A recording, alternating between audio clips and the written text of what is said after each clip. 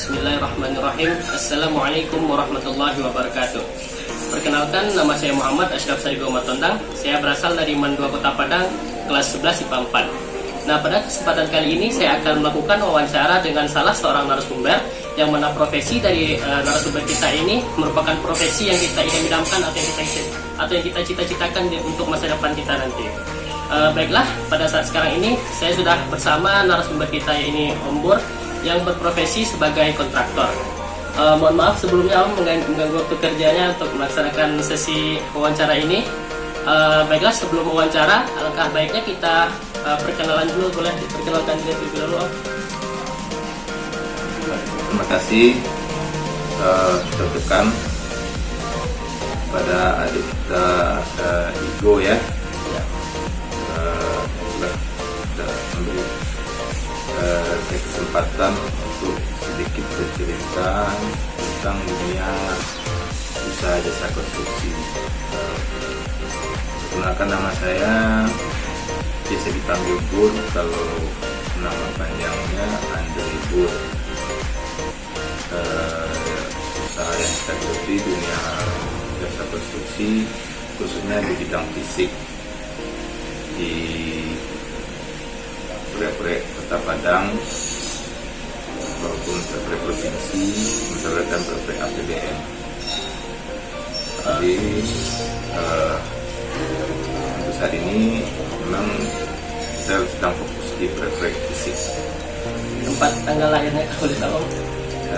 Lahir di Medan 31 Desember 72. Alamat di sini di Ampang. Baiklah, kita mulai sesi wawancaranya dengan pertanyaan pertama yang akan Ibu sampaikan ke Om Bur. Apa sih profesi kontraktor itu menurut Om Bur, dan bagaimana sih bentuk pekerjaan dari seorang kontraktor itu?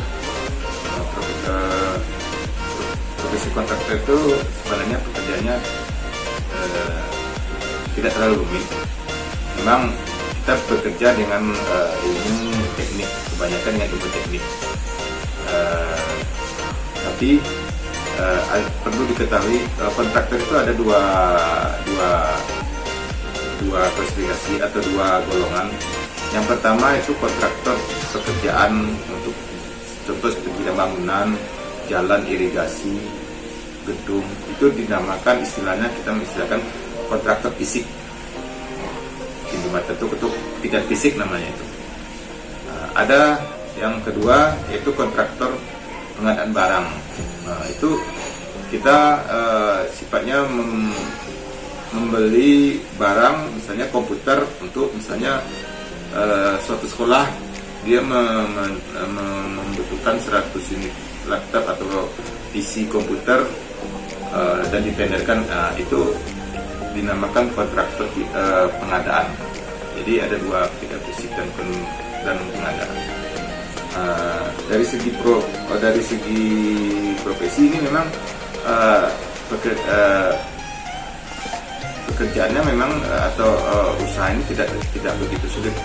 Cukup kita mengurus bikin perusahaan, ke notaris, urus LPWP, nanti urus siup TDP situ dan NIP-nya di pada pelayanan publik, dan keluar kita sudah bisa mengikuti tender.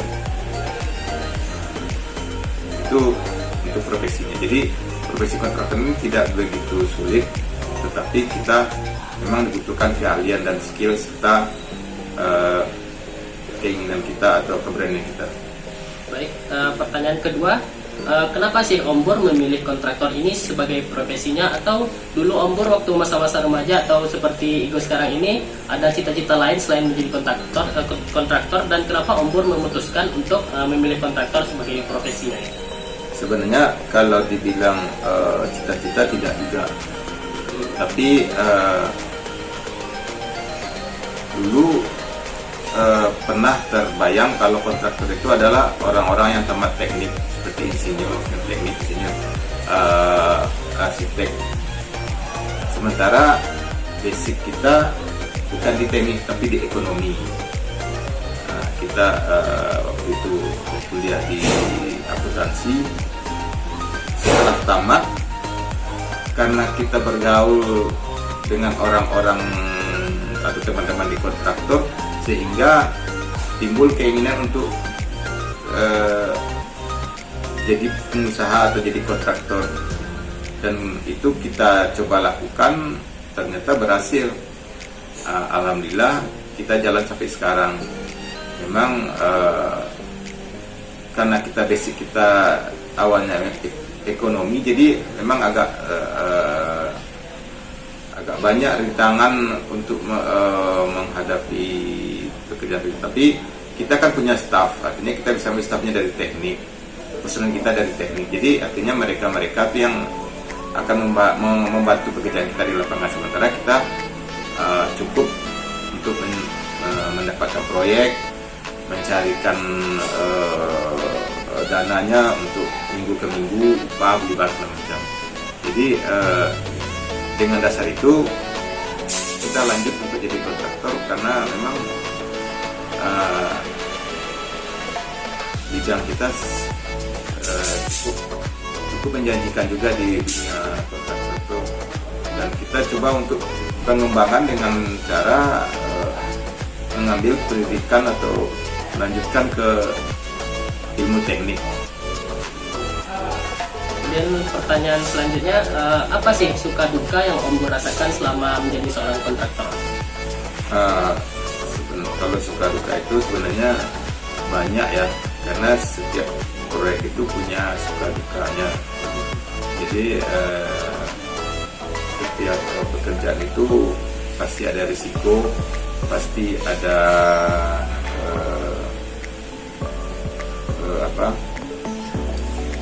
baik buruknya. Pekerjaan itu ada yang 1 semester atau 6 bulan, ada yang 3 bulan, ada yang 8 bulan. Jadi habis pekerjaan selesai, kita hubungan silaturahmi kita dengan masyarakat setempat masih ada. Jadi artinya mungkin bila waktu kita bertemu di tempat-tempat tertentu, mereka atau kita akan tahu, oh iya ini teman kita waktu kerjaan di Sulawesi Selatan dan di Damansaya. Jadi hubungan silaturahmi kita makin banyak, hubungan persahabatan kita makin banyak. Ada memang pengalaman yang tidak menyenangkan pernah juga kita alami. Mungkin karena kita anggota di lapangan kurang diskomunikasi dengan setempat, jadi ada hal-hal yang mungkin yang mereka tidak boleh lakukan, tapi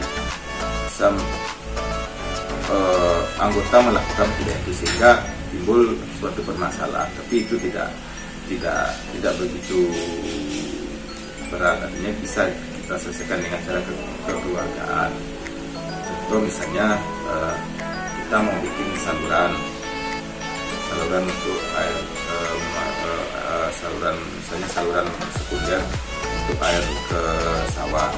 Sementara sekarang petani lagi menanam padi, itu air.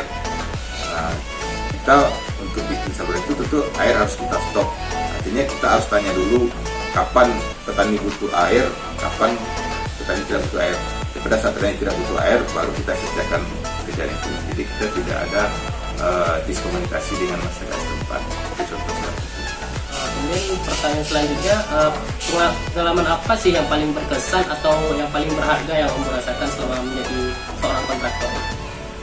Jadi kebetulan dulu karena basic kita memang dari ekonomi, dari akuntansi, kita coba bikin perusahaan, kita ikut tender, kita dapat pekerjaan.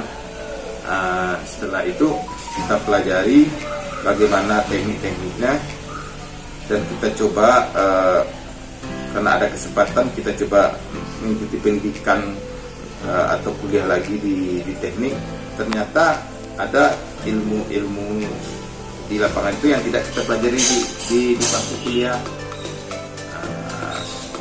ada yang secara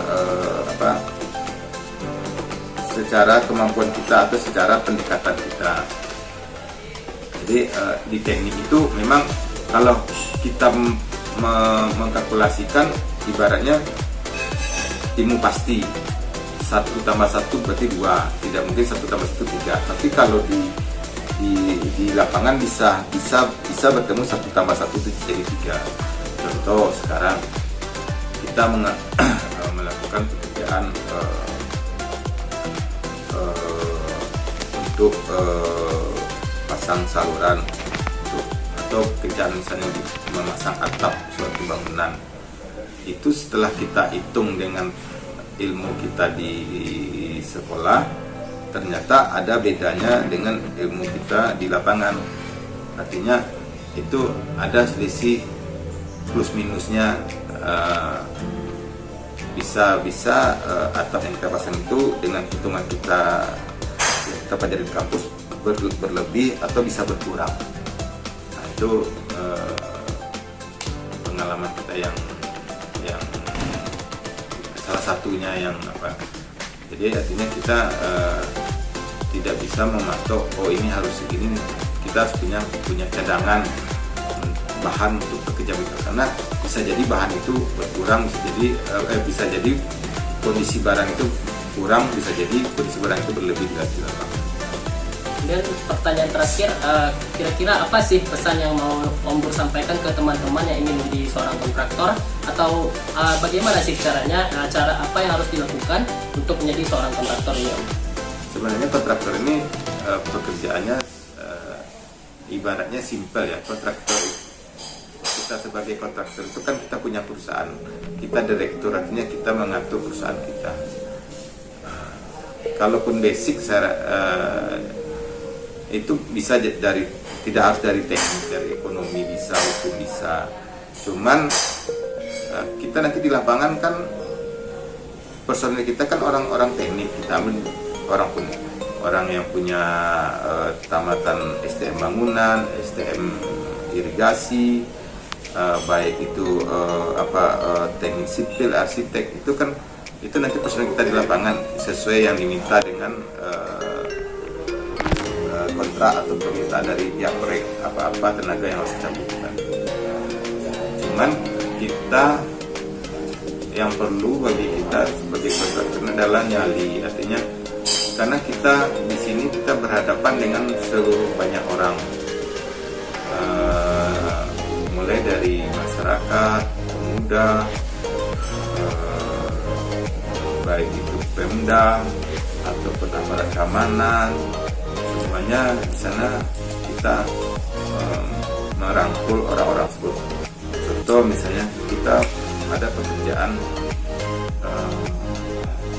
bangunan kantor di suatu daerah, artinya kita masuk ke daerah tersebut, kita harus koordinasi dulu dengan masyarakat setempat, dengan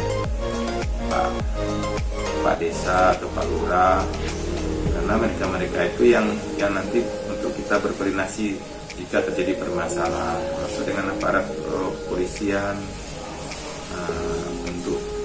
untuk melancarkan usaha kita, untuk melancarkan pekerjaan kita supaya nanti tidak terjadi permasalahan di kemudian hari. Kita kan tidak mungkin, contoh misalnya di suatu daerah itu, di daerah A kita dapat pekerjaan, itu tidak mungkin membeli material atau pasir atau semen atau batu di daerah lain. Itu sudah pasti kita mengambil daerah setempat. Contoh misalnya ada masyarakat sana yang punya mobil, menawarkan ke kita, Pak, kalau batu biar kita yang ngisi, kalau semen dari kita ngisi. Artinya koordinasi itu yang penting. Jadi artinya untuk menjadi kontraktor itu tidak harus dengan uang banyak, tapi dengan modal secukupnya, tapi dengan kemampuan yang kita punya, nyali memang untuk menghadapi orang-orang itu. Kalau kita tidak punya kemampuan untuk menghadapi orang itu, nanti itu akan jadi permasalahan di lapangan, karena mereka itu saling berkait. So, kita ada permasalahan dengan pemuda misalnya, pemuda keinginannya seperti ini. untuk memediasi kita dengan mudah, itu kita harus berkoordinasi dengan pihak proyek dan tokoh masyarakat di sana. Artinya Pak, kami yang mampu ini, kalau ini kami tidak mampu. Jadi akhirnya ada kesepakatan kita untuk supaya kerja kita itu dibantu dan lancar di lapangan. Ilmu ya kalau bisa dari kontraktor itu memang harus teknik lah, karena memang kita memang banyak kerja teknik, kecuali kalau kontraktor pengadaan itu mungkin tidak apa-apa dari bidang lain. Baik Om, terima kasih banyak Om sudah meluangkan waktunya untuk sesi wawancara ini. Baiklah teman-teman, sekian dari saya. Apabila ada kesalahan-kesalahan kata saat sesi wawancara tadi, saya mohon maaf. Wabillahi taufiq wal hidayah. Wassalamualaikum warahmatullahi wabarakatuh.